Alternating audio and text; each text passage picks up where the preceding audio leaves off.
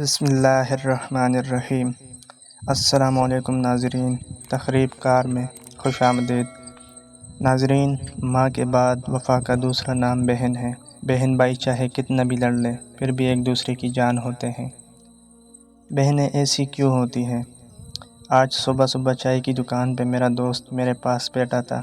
اس نے مجھے سلام کیا تو اس کی آنکھوں میں آنسو تھے۔ میرا ہاتھ پکڑا روتے ہوئے بولا، فارس، میں آج خود کو بہت چھوٹا محسوس کر رہا ہوں۔ میں حیران تھا، اس کی کمر پر تپکی دی۔ ارے ایسا کیا ہو گیا میرے شیر کو؟ وہ مجھ سے نظریں چرا رہا تھا، پھر زور زور سے رونے لگا۔ سب لوگ اس کی طرف دیکھنے لگے۔ میں نے اسے چپ کرتے ہوئے کہا، ارے پاگل، سب دیکھ رہے ہیں۔ وہ میرے سینے سے لگ گیا، روتے ہوئے بولا، فارس، بہنیں ایسی کیوں ہوتی ہیں؟ میں سوچ میں گم۔ کیا ہو گیا تم کو؟ ایسا کیوں بول رہے ہو؟ کہنے لگا، فارس، پتہ ہے بہن کی شادی کو 6 سال ہو گئے ہیں۔ میں کبھی اس کے گھر نہیں گیا۔ عید، بقر عید، شب بارات کبھی بھی نہیں، بس ابو یا امی جاتے ہیں۔ میری بیوی ایک دن مجھ سے کہنے لگی، آپ کی بہن جب بھی آتی ہے اس کے بچے گھر کا حال بگاڑ کر رکھ دیتے ہیں، خرچ ڈبل ہو جاتا ہے، اور تمہاری ماں ہم سے چھپا کر کبھی اس کو صابن کی پیٹی دیتی ہے، کبھی کپڑے، کبھی صرف کے ڈبے، اور کبھی کبھی تو چاول کا تیلا بھر دیتی ہے۔ اپنی ماں کو بولو یہ ہمارا گھر ہے، کوئی خیرات سینٹر نہیں۔ فارس، سچ بتاؤ، بیوی کی باتیں سن کر مجھے بھی بہت غصہ آیا۔ میں سوچنے لگا، میں مشکل سے خرچ پورا کر رہا ہوں اور ماں سب کچھ بہن کو دے دیتی ہے۔ بہن ایک دن گھر آئی ہوئی تھی، اس کے بیٹے نے ٹی وی کا ریموٹ توڑ دیا۔ میں ماں سے غصے میں کہہ رہا تھا، ماں، بہن کو بولو یہاں عید پہ آیا کرے بس، اور یہ جو آپ صابن، سرف اور چاول کا تیلا بھر کر دے دیتی ہے اس کو بند کرے۔ ماں چپ رہی، لیکن بہن نے میری ساری باتیں سن لی تھی۔ بہن کچھ نہ بولی۔ 4 بج رہے تھے، اپنے بچوں کو تیار کیا اور کہنے لگی، بھائی مجھے بس اسٹاپ تک چھوڑاؤ۔ میں نے جھوٹے منہ کہا، رہ لیتی کچھ دن اور، لیکن وہ مسکرا کر کہنے لگی، نہیں بھائی، بچوں کی چھٹیاں ختم ہونے والی ہیں۔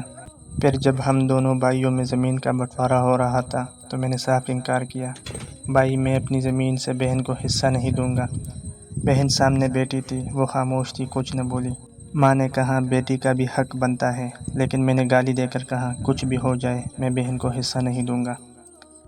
میری بیوی بھی بہن کو برا بھلا کہنے لگی، وہ بیچاری خاموش تھی۔ فارس، کورونا کے دن ہے، کام کاج بند ہے، میرے بڑے بیٹے کو ٹی بی ہو گئی ہے، میرے پاس اس کا علاج کروانے کے پیسے نہیں۔ میں نے 2 لاکھ روپے قرض بھی لے لیے، بھوک سر پہ تھی، میں بہت پریشان تھا، کمرے میں اکیلا بیٹھا تھا، شاید رو رہا تھا موجودہ حالات پر کہ اتنے میں بہن گھر آ گئی۔ میں نے دل میں سوچا، اب یہ آ گئی ہے منحوس، تو بیوی میرے پاس آئی، کہنے لگی، کوئی ضرورت نہیں گوشت یا بریانی پکانے کی اس کے لیے۔ پھر 1 گھنٹے بعد بہن میرے پاس آئی اور کہنے لگی، بھائی پریشان ہوں؟ میں نے مسکرا کر کہا، نہیں۔ تو بہن نے میرے سر پہ ہاتھ پھیرا، بڑی بہن ہوں تمہاری، گود میں کھیلتے رہے ہوں، اب دیکھو مجھ سے بھی بڑے لگتے ہوں۔ پھر میرے قریب ہوئی، اپنے پرس سے سونے کے کنگن نکالے، میرے ہاتھ میں رکھے اور آہستہ سے بولی، پاگل، تو ایویں پریشان ہوتا ہے؟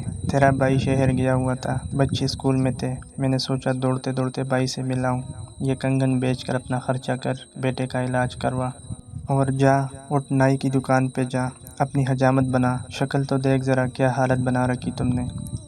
فارس، میں خاموش تھا، بہن کی طرف دیکھے جا رہا تھا۔ وہ آہستہ سے بولی، اور ہاں، کسی کو نہ بتانا کنگن کے بارے میں، تم کو میری قسم ہے۔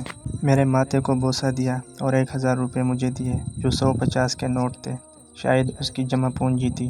میری جیب میں ڈال کر بولی، بچوں کو گوشت لا دینا، پریشان نہ ہوا کر، تیرے بھائی کو تنخواہ ملے گی تو آؤں گی۔ پھر جلدی سے اپنا ہاتھ میرے سر پہ رکھا اور کہنے لگی، جلدی سے بازار جاؤ اور اپنی حالت ٹھیک کرو۔ وہ اٹھ کر جانے لگی۔ اس کے پیروں کی طرف میں نے دیکھا، ٹوٹی ہوئی جوتی پہنی تھی، پرانا سا دوپٹہ اوڑھا ہوا تھا، جب بھی آتی تھی وہی دوپٹہ اوڑھ کر آتی۔